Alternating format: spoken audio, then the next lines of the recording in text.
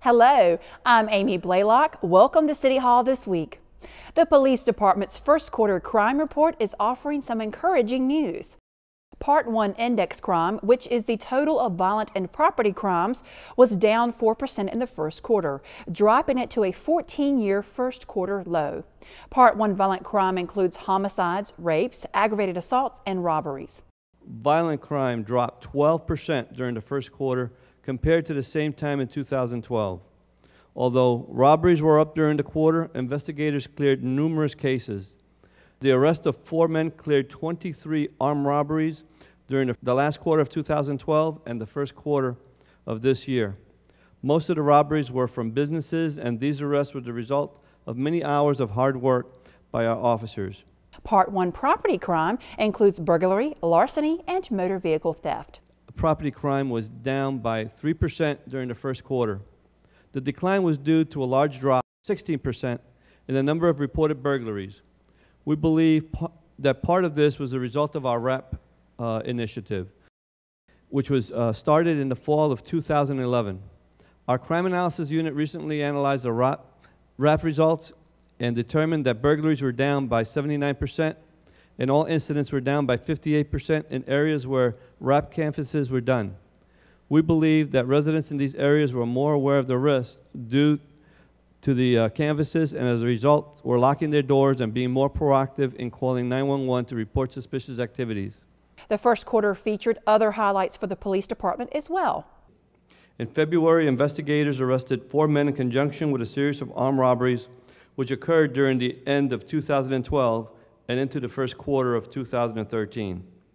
During the first quarter, we moved to a new police substation, District 4, on South Miami Boulevard.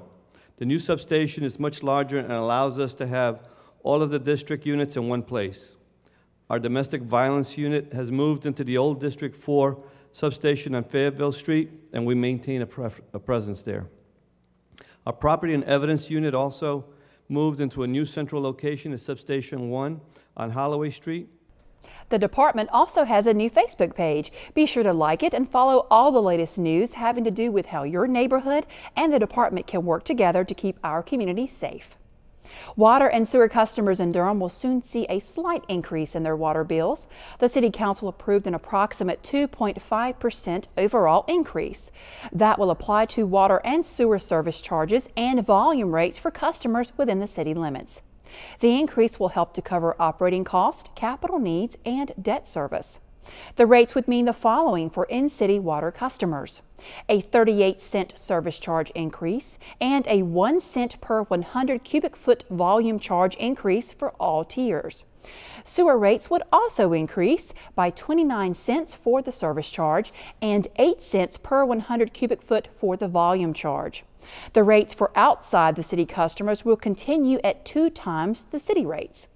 The increases will go into effect on July 1st.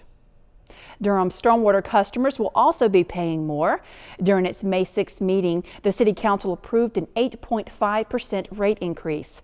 That translates into an average annual increase of $2.85 for Tier 1 customers, $5.91 for Tier 2 customers, $11.82 for Tier 3 customers, and $106.30 for the average non-residential customer.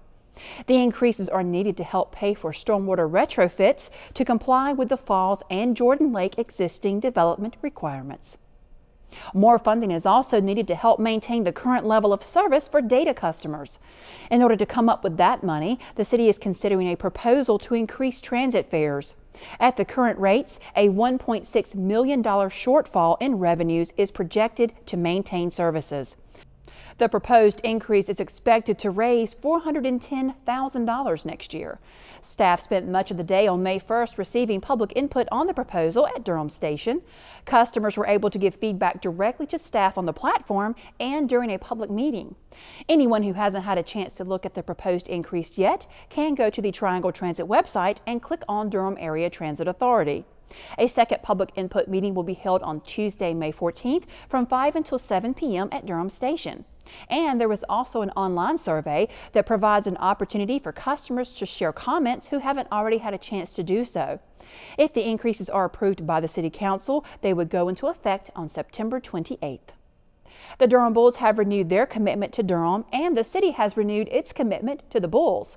Find out why the new ballpark lease agreement is expected to be a win-win for everyone when City Hall This Week continues. What's up? It's your boy Brian Dawson of K97.5, inviting you to join me for Bimbe, a family tradition since 1969. Come celebrate African and African-American history, culture, art, and traditions. Don't miss hip-hop legends Naughty by Nature, live national and local talent, ethnic food, arts, crafts, and more. Embrace the rich tradition of the city of Durham. Visit dprplaymore.org for details of the exciting week-long events. See you at Bimbe, presented by Durham Parks and Recreation, Cricket Wireless, Fox 50, and Radio 1 of Raleigh. Welcome back. The Durham Bulls will continue to call the Durham Bulls Athletic Park home, at least for another 20 years. The City Council approved a new agreement with the baseball club that extends the time frame of its lease and restructures the financial obligations of both parties. Under the new agreement, the operating costs and expenses associated with the facility will become the Bulls' responsibility. Revenues from the facility will be used toward debt service and capital improvements. That means the city's general funds will no longer be needed to support the ballpark day-to-day operations. And the city's obligations for future capital repairs and upgrades will be reduced. The new agreement will go into effect in January. In connection with the restructuring of that lease agreement, the city is setting aside $12 million for a capital project at the Durham Bulls Athletic Park. The project will include needed repairs, improvements, and enhancements to the facility. While the city will be funding 100% of the cost of any existing repair needs, the cost of the enhancements and improvements will be shared between the city and the Bulls. The total cost of the repairs is estimated to be $6 million, with the improvements and enhancements costing an additional $7 to $8 million. Any costs beyond $12 million will be the responsibility of the Bulls. The city has also renewed its agreement with the operator and management companies for the Durham Performing Arts Center. The new agreement with Niederlander and Professional Facilities Management has a potential term of 27 years, with the initial term ending in 2023. The operator then has the option of renewing the agreement for a total of another 17 years. The revised agreement also includes a change to the operator-city profit share split, which will give more to the operator after a certain point than is included in the current agreement. This is important to incentivize the operator to produce enough revenue so that the city will not have to rely on general funds to support the upkeep of the facility. Calling all aspiring and developing creative business people. Consider yourself invited to a Creative Entrepreneur Expo. The event is geared toward visual and performing artists, designers, filmmakers, musicians, writers, creative product retailers, and more. It will take place at the Durham Arts Council, located at 120 Morris Street on Thursday, May 16th from 8 a.m. until 12:30 p.m. Participants will get a chance to take part in a morning of creative economy and entrepreneurship learning, discussion, and networking, all geared toward launching and growing creative businesses. Tickets cost $25 and can be bought online at durhamarts.org. The city's efforts to breathe new life back into the Andrew Driver corridor are about to get underway. Find out how you can take part in the launch of this long-awaited project when City Hall This Week continues. What's up? It's your boy Brian Dawson of K97.5, inviting you to join me for Bimbe, a family tradition since 1969. Come celebrate African and African-American history, culture, art, and traditions. Don't miss hip-hop legends Naughty by Nature, live national and local talent, ethnic food, arts, crafts, and more. Embrace the rich tradition of the city of Durham. Visit dprplaymore.org for details of the exciting week-long events. See you at Bimbe, presented by Durham Parks and Recreation, Cricket Wireless, Fox 50, and Radio 1 of Raleigh. Welcome back. The much-anticipated Andrew Driver Streetscape project is ready to get underway. A groundbreaking ceremony will be held on Saturday, May 18th at 10 a.m. in the parking lot of Andrew Avenue Baptist Church. That's located at 2101 Andrew Avenue. The event will mark the beginning of the project, which is expected to help promote economic revitalization and enhance the visual appeal of the Andrew Driver commercial corridor. The project is expected to be finished in October of 2014.